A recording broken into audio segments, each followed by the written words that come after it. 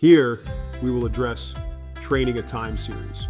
To train time series models, add the Train Time Series action to the screen, either by using it in the recommended list or by finding Train Time Series in the general action list. Select it and add it to the workspace. When the actions appear on the workspace, open it up and note that there are a number of inputs across the top that you can select to be able to specify how you want this model built.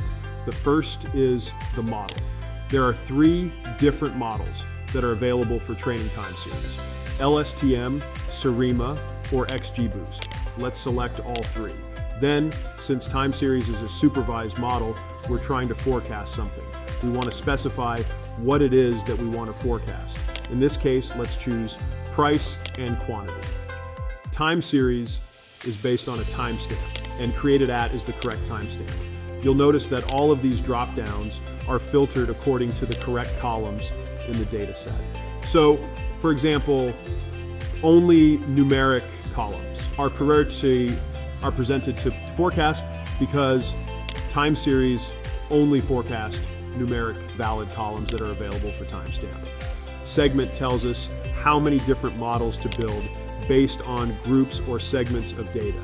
In this case, I want to do a different forecast for each product category. The interval tells me how I want to do my prediction. So I might want to do this in a daily interval, and then I can specify how many days out, for example, rising. There are advanced features as well, so I can select the features that I want to include. In this case, I'm just going to save the changes and execute. When the execution of the time series model is done, I'm presented with the results. This information below is the results for the selection up above that I had already done.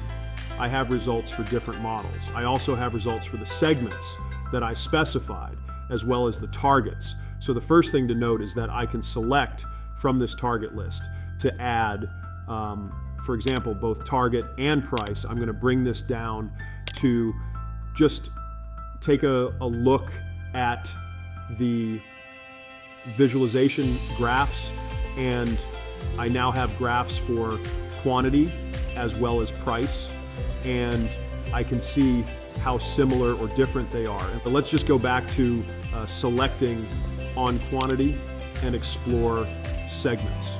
Segments allows me to take a look at the different product type segments or product category segments that I had before. Here I have accessories.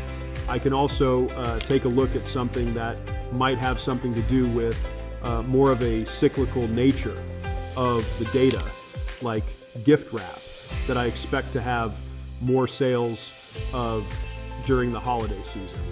And indeed, I see different spikes for things like gift wrap, which is purchased during the holiday season or even just after it when it might be going on sale. And I can do this for additional segments or even all segments, and I can add data to my prediction. Since, like all models, the information from my forecast is available, I can have my predicted quantity, my predicted price, the model that I used, and whether or not this is the best model. And all of this is written to my data set so I can use it downstream. As with any type of output, I have information that helps me to interpret it, as well as how I visualize the time series information.